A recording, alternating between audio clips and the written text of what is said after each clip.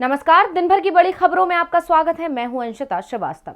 इस बुलेटिन में आज बात होगी किसान मोर्चे की बैठक में हुए फैसलों की, किसानों के मुआवजे पर राहुल के सवाल की, जानेंगे बीजेपी के लिए सपा आरएलडी ने पश्चिमी यूपी में कैसे बढ़ाई मुश्किलें, पीएम को क्यों लग रहा है लाल टोपी वालों से डर, बात करेंगे पंजाब के लोगों से केजरीवाल के बड़े वादों की, कश्मीर को लेकर महबूबा के केंद्र से सवालों की और बुलेटिन के आखिर में बात बनारस के भगवाकरण की। लेकिन तमाम बड़ी खबरों से पहले एक नजर सुर्खियों पर। नागालैंड मामले को लेकर राजनीति तेज। मुख्यमंत्री नेफ्यू रियो ने कहा राज्य से हटाया जाए अफसपा हटाने के लिए केंद्र सरकार को पत्र लिखेगी राज्य सरकार। अफसपा में सेना को मिले हैं व्यापक अधिकार। शिवसेना ने यूपीए में शामिल होने के दिए संकेत। संजय राउत ने महाराष्ट्र के महाविकास अघाड़ी गठबंधन को बताया मिनी यूपीए। कहा यूपीए गठबंधन की तरह हो रहा है अच्छा काम।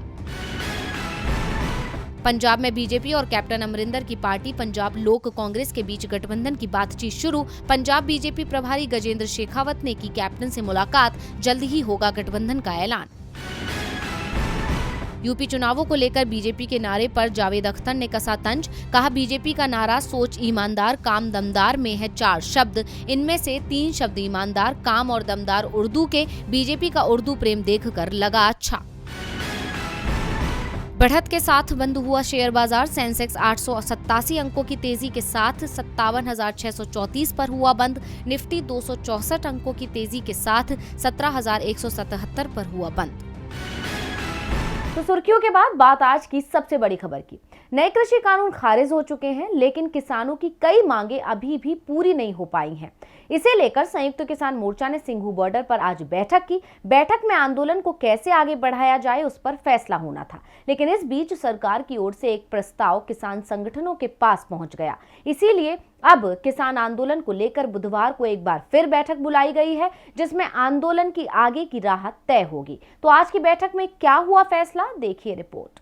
केंद्र द्वारा तीनों कृषि कानून वापस लेने के बाद किसान दिल्ली की सीमाओं पर अड़े हुए हैं। हालांकि आज संयुक्त किसान मोर्चा की बैठक हुई, लेकिन आज भी कोई फैसला नहीं लिया जा सका। अब कल एक बार फिर यानी 8 दिसंबर को किसानों की बैठक होगी, जिसमें किसी बड़े फैसले की उम्मीद की जा रही है। आज हुई संयुक्त किसान मोर्चा की बैठक भी इसी मुद्दे पर हुई थी, लेकिन केस वापसी को लेकर एक पेच फंस गया है। सरकार का कहना है कि आंदोलन खत्म करने के बाद केस वापसी का ऐलान करेंगे, जबकि किसान चाहते हैं कि सरकार अभी इस पर ठोस आश्वासन दे, आंदोलन वापसी जैसी कोई शर्त न लगाए। इसके साथ ही एमएसपी के मामले को लेकर भी किसानों के बीच संशय बना हुआ है। किसान मोर्चा ने इसे लेकर सरकार से स्पष्टीकरण मांगा है। बता दें कि केंद्र की तरफ से किसानों को मसौदा प्रस्ताव भेजा गया है, जिस पर सिंघू बॉर्डर पर विचार विमर्श किया गया। केंद्र सरकार के मसौदे के अनुसार संयुक्त किसान मोर्चा के 5 सदस्य एमएसपी पर बनने वाली कमेटी में शामिल किए जाएंगे। वहीं सरकार ने 1 साल के भीतर किसानों पर दर्ज किए गए मामलों को भी वापस लेने का प्रस्ताव रखा है। इसके अलावा इस मसौदे में पंजाब मॉडल पर मुआवजा देने की बात भी है। हालांकि लखीमपुर खीरी हिंसा मामले के आरोपी आशीष मिश्रा और उसके पिता केंद्रीय गृह राज्य मंत्री अजय मिश्र को पद से हटाने के अलावा बिजली बिल को लेकर कोई सकारात्मक बात नहीं हुई है। बैठक के बाद संयुक्त किसान मोर्चा का बयान आया है। उनका कहना है कि आंदोलन को लेकर अब कल यानी बुधवार को एक बार फिर बैठक बुलाई गई है। किसान नेता कुलवंत सिंह संधू ने कहा कि केंद्र के मसौदे में अभी कई बातें स्पष्ट नहीं है, इसलिए किसान मोर्चा इस पर स्पष्टीकरण चाहता है। मोर्चा में इस बात पर आम राय है, जब तक हमारी सभी मांगे पूरी नहीं होंगी, आंदोलन समाप्त नहीं किया जाएगा। किसान इस बात पर अड़े हैं कि जब तक सरकार उनकी सभी मांगे नहीं मान लेती, तब तक वो आंदोलन वापस नहीं लेंगे, जिसमें मुआवजा, केस वापसी, बिजली और एमएसपी का मुद्दा सबसे अहम है। किसानों के मुआवजे की मांग आज संसद में कांग्रेस सांसद राहुल गांधी ने भी उठाई। इसके साथ ही राहुल गांधी ने महंगाई का मामला भी उठाया और इसे लेकर लोकसभा में स्थगन प्रस्ताव भी दिया। तो क्या कहा राहुल गांधी ने, देखिए रिपोर्ट। विपक्ष लगातार बढ़ती महंगाई का मुद्दा उठा रहा है और सरकार के खिलाफ जनता को जागरूक करने की मुहिम चला रहा है। उसी के चलते विपक्ष ने 12 दिसंबर को दिल्ली में एक रैली निकालने की योजना बनाई थी, जिसके लिए पहले अनुमति दे दी गई, लेकिन बाद में मना कर दिया गया। अब दिल्ली में तो कांग्रेस को केंद्र सरकार के खिलाफ रैली करने की अनुमति नहीं मिली, लेकिन दिल्ली कांग्रेस महंगाई के खिलाफ संसद का घेराव करने के प्रयास में लगी हुई है। कांग्रेस कार्यकर्ताओं ने मंगलवार यानी आज सुबह संसद की ओर कूच किया। घेराव को लेकर पहले दिल्ली के जंतर मंतर पर कांग्रेस कार्यकर्ता इकट्ठा हुए और उसके बाद संसद की ओर कूच किया। हालांकि महंगाई के अलावा महिला सुरक्षा, किसान, दिल्ली में शराब नीति आदि मुद्दे भी इस घेराव में उठाने की रणनीति बनाई गई थी। दिल्ली कांग्रेस के मुताबिक बीजेपी उपराज्यपाल और दिल्ली के मुख्यमंत्री की तानाशाही एवं कमर तोड़ महंगाई के खिलाफ दिल्ली कांग्रेस ये घेराव कर रही है। हालांकि सदन का शीतकालीन सत्र चलने के कारण संसद के चारों ओर सुरक्षा का कड़ा पहरा बना हुआ है। सत्र 23 दिसंबर तक चलेगा। बिना पहचान पत्र के किसी भी व्यक्ति को संसद की ओर जाने की इजाजत नहीं है। वहीं दिल्ली पुलिस कर्मियों को भी बड़ी संख्या में तैनात किया गया है। राजधानी में इससे पहले केंद्र सरकार के विरोध में कांग्रेस की रैली की योजना पर दिल्ली पुलिस ने पानी फेर दिया था। पार्टी ये रैली अब 12 दिसंबर को जयपुर में करने जा रही है। इसके अलावा कांग्रेस सांसद राहुल गांधी ने एक बार फिर किसानों का मुद्दा उठाते हुए लोकसभा में स्थगन प्रस्ताव दिया है और वो किसानों के मुआवजे को लेकर सदन में चर्चा चाहते हैं। तो अब देखना होगा कि कांग्रेस की ये कोशिशें कितनी कारगर सिद्ध होती हैं। किसान आंदोलन और महंगाई, बीजेपी इन मुद्दों से जितना बचने की कोशिश कर रही है, राहुल गांधी उतना ही जोर शोर से इसे उठाकर बीजेपी की मुश्किलें बढ़ा रहे हैं। राहुल ने दिल्ली में बीजेपी की मुश्किलें बढ़ा रखी हैं, तो यूपी में अखिलेश और जयंत की जोड़ी ने बीजेपी की नींद उड़ा दी है। आज मेरठ में सपा और आरएलडी की संयुक्त रैली थी, जिसमें दोनों दलों के गठबंधन पर भी मोहर लग गई है।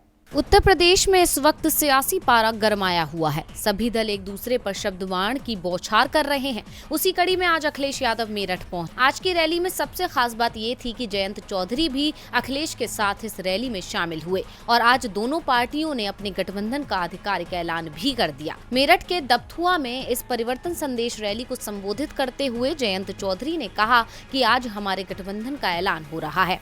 अखिलेश जी और हम मिलकर डबल इंजन की सरकार देंगे। वहीं जयंत चौधरी के बाद सभा को संबोधित करते हुए अखिलेश यादव ने कहा कि मैं सभी नेताओं का धन्यवाद करता हूं और किसानों का भी धन्यवाद करता हूं। मेरठ के लोगों को नमन करते हुए अखिलेश ने चौधरी चरण सिंह और महेंद्र सिंह टिकैत को भी याद किया। इसके बाद बीजेपी को अपने निशाने पर लेते हुए अखिलेश यादव ने कहा, जब गठबंधन का पहला कार्यक्रम हुआ था उसी दिन ऐलान हो गया था कि अब यूपी से बीजेपी का सफाया होगा। आज का ये जनसैलाब और जोश बता रहा है कि इस बार पश्चिम में भारतीय जनता पार्टी का सूरज डूब जाएगा और हमेशा के लिए डूबेगा। इस बार किसानों का इनकलाब होगा और 22 में बदलाव होगा। इसके अलावा अपनी रैली में अखिलेश यादव ने कई मौकों पर किसानों का जिक्र कर उन्हें साधने की कोशिश की। साथ ही किसान नेता राकेश टिकैत की तारीफ करते हुए बीजेपी को किसान विरोधी करार दिया। अखिलेश ने दावा किया कि इस बार किसान भी उनके साथ हैं और दूसरे वर्ग भी खुलकर स्वागत कर रहे हैं। वे कह रहे हैं कि इस बार पूरे प्रदेश से बीजेपी का सूपड़ा साफ होना तय है। बता दें कि इस रैली में गठबंधन का आधिकारिक ऐलान तो कर दिया गया, लेकिन अखिलेश यादव ने सीट को लेकर कोई ऐलान या घोषणा नहीं की। यानी अभी भी दोनों पार्टियों के बीच मंथन जारी है और कुछ दिनों बाद ही सीटों का ऐलान भी कर दिया जाएगा। मेरठ में सपा और आरएलडी की रैली थी तो योगी के गढ़ को बचाने के लिए पीएम मोदी खुद गोरखपुर पहुंच गए। यानी एक ही दिन में सत्ताधारी दल और मुख्य विपक्षी पार्टी का शक्ति प्रदर्शन प्रदेश में दिखाई दिया। गोरखपुर में भी पीएम मोदी के भाषण में सपा की बढ़ती लोकप्रियता का डर दिखाई दिया। उन्होंने सपा पर निशाना साधते हुए यहां तक कह दिया कि लाल टोपी वालों से बच के रहना। यूपी चुनाव से पहले पीएम मोदी उत्तर प्रदेश की जनता को सौगातें देकर अपने पाले में लाने की कोशिशें कर रहे हैं।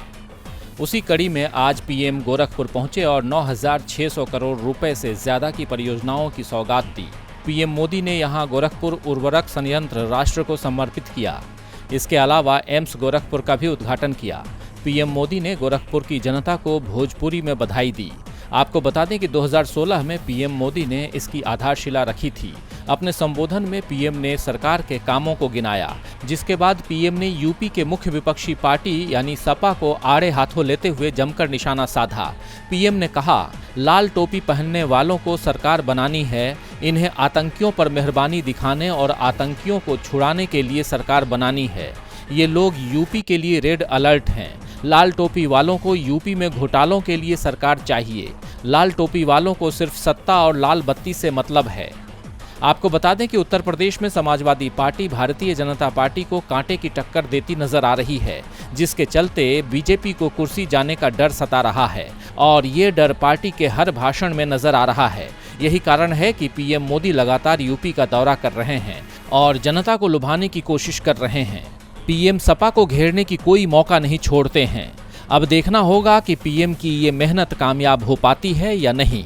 यूपी में बीजेपी पीएम मोदी के भरोसे दिख रही है। सीएम योगी आदित्यनाथ को भी अपने गढ़ को बचाने के लिए पीएम मोदी की रैली गोरखपुर में करवानी पड़ रही है।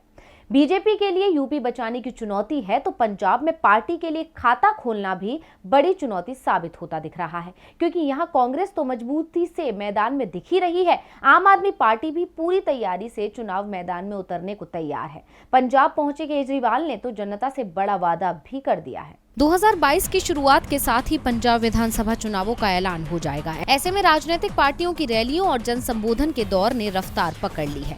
ऐसे में आम आदमी पार्टी भी पंजाब में सरकार बनाने के सपने देख रही है। इसी के चलते दिल्ली के सीएम और आम आदमी पार्टी के राष्ट्रीय संयोजक अरविंद केजरीवाल मंगलवार को पंजाब के 1 दिवसीय दौरे पर पहुंचे। इस दौरान अमृतसर में उन्होंने पंजाब के सीएम चरणजीत सिंह चन्नी पर गंभीर आरोप लगाए। केजरीवाल ने कहा कि मैं पिछले कुछ दिनों से देख रहा हूं कि पंजाब के सीएम के संसदीय क्षेत्र चमकौर साहिब में अवैध बालू खनन हो रहा है। अगर ये उनके अपने निर्वाचन क्षेत्र में हो रहा है तो ये सोचना मुश्किल है कि उन्हें इसके बारे में पता नहीं है। पंजाब जानना चाहता है कि क्या वो अवैध रेत खनन के मालिक हैं, उनकी साझेदारी है या दूसरों को सुरक्षा प्रदान करते हैं। सच्चाई सामने आनी चाहिए। जब आप सत्ता में आएगी तो हम इसे खत्म कर देंगे। इसकी जांच होनी चाहिए और एफआईआर दर्ज होनी चाहिए। आम आदमी पार्टी की सरकार अवैध रेत खनन बंद करेगी। पंजाब में रेत चोरी का पैसा अब नेताओं की जेब में नहीं, महिलाओं की जेब में जाएगा। इसीलिए पंजाब के सारे नेता मुझे गंदी गंदी गालियां दे रहे हैं। इसके अलावा केजरीवाल ने जालंधर में महिलाओं से बातचीत में कहा कि कुछ दिन पहले मैंने घोषणा की थी कि 18 साल से ऊपर की प्रत्येक महिला को 1000 रुपए प्रति माह प्रदान किया जाएगा। पंजाब के लोगों को आप सरकार मुफ्त में बिजली उपलब्ध कराएगी। जब से मैंने घोषणा की तब से वो मुझे कोस रहे हैं। मैं आपसे पूछना चाहता हूँ कि ये राशि दी जानी चाहिए या नहीं। चन्नी साहब बोले कि केजरीवाल काला है, ये उल्टी सीधी बातें करता है। मैं काला हूँ तो क्या हुआ, दिल वाला हूँ, मेरी नीयत साफ है। बता दें कि केजरीवाल पंजाब में सत्ताधारी पार्टी को कड़ी टक्कर देते नजर आ रहे हैं और आज उन्होंने अपने संबोधन में चन्नी सरकार पर आरोप भी लगाए। ऐसे में देखना होगा कि चन्नी सरकार की तरफ से इस पर क्या प्रतिक्रिया आती है। यूपी, पंजाब सहित 5 राज्यों में 1 से 1.5 महीने में ही विधानसभा चुनावों का ऐलान हो जाएगा, लेकिन केंद्र शासित प्रदेश जम्मू कश्मीर में चुनाव कब होंगे ये सवाल बना हुआ है। लंबे समय से यहाँ राष्ट्रपति शासन लगा हुआ है। सरकार हर बार सीमांकन का बहाना बनाकर राष्ट्रपति शासन की मियाद बढ़ा देती है। इसे लेकर घाटी का हर दल मोदी सरकार से सवाल पूछ रहा है। पीडीपी चीफ महबूबा मुफ्ती ने तो बीजेपी राज की तुलना गॉडसे के भारत से कर दी। जम्मू कश्मीर में राष्ट्रपति शासन कब समाप्त होगा, कब इसे पूर्ण राज्य का दर्जा मिलेगा, ये सवाल कश्मीर से लेकर दिल्ली तक उठाए जा रहे हैं। केंद्र की ओर से दावा तो किया जा रहा है कि जल्द ही राज्य में विधानसभा चुनाव होंगे, लेकिन तारीख नहीं बताई जा रही है। लेकिन राज्य में राजनीतिक सरगर्मियां तेज हो रही हैं। पीडीपी चीफ महबूबा मुफ्ती के निशाने पर केंद्र सरकार बनी हुई है। महबूबा ने कहा कि केंद्र सरकार के लिए जम्मू कश्मीर एक प्रयोगशाला बन गया है, जहां सरकार हर तरह का प्रयोग कर रही है। आज केंद्र सरकार की ओर से नया कश्मीर शब्द का इस्तेमाल किया जा रहा है। जिस नए कश्मीर का प्रचार किया जा रहा है वो सच्चाई नहीं है। कश्मीर में ना तो बहुसंख्यक सुरक्षित हैं और ना ही अल्पसंख्यक। महबूबा ने कहा कि आज का भारत गांधी का भारत नहीं है, ये गोडसे का भारत लगता है और केंद्र सरकार कश्मीर को भी गोडसे का कश्मीर बना रही है, जहां लोगों को बोलने की आजादी नहीं है और यहां तक कि मुझे भी 1 हफ्ते में कम से कम 2 दिनों तक घर में नजरबंद किया जाता है। महबूबा ने बीजेपी के साथ सरकार बनाने से अपने पिता मुफ्ती मोहम्मद सईद के कदम का बचाव करते हुए कहा कि मेरे पिता ने 2014 में बीजेपी के साथ इसलिए गठबंधन किया था क्योंकि वो राज्य में शांति का नया शासन लाना चाहते थे। मुफ्ती मोहम्मद सईद ने पहले अटल बिहारी वाजपेयी जैसे नेता को देखा था और उन्हें उम्मीद थी कि बीजेपी की नई सरकार इसी विचारधारा पर काम करेगी, लेकिन ये हमारी भूल साबित हुआ। पीडीपी नेता ने कहा कि केंद्र को जम्मू कश्मीर में जल्द से जल्द राजनीतिक प्रक्रिया शुरू करनी चाहिए और संवाद शुरू करना चाहिए। ताकत के बल पर कश्मीर में शांति नहीं लाई जा सकती। और बुलेटिन के आखिर में बात पीएम मोदी के वाराणसी दौरे की। यूपी में नाम बदलने की सियासत तो चल ही रही थी, लेकिन अब रंग बदलने की सियासत भी शुरू हो गई है। यूपी में सरकार बीजेपी की है, ऐसे में बीजेपी सरकार हर ओर भगवा रंग ही देखना चाहती है। पीएम मोदी 13 दिसंबर को वाराणसी आ रहे हैं और उनके आने से पहले पूरे शहर को भगवा रंग में रंगा जा रहा है। सरकारी भवन हो या आम लोगों के मकान या फिर धार्मिक स्थल, हर ओर भगवा रंग ही दिख रहा है, लेकिन ये भगवाकरण भाजपा पर भारी पड़ता दिख रहा है। वाराणसी के बुलानाला इलाके में सड़क किनारे बनी ये मस्जिद काफी पुरानी है।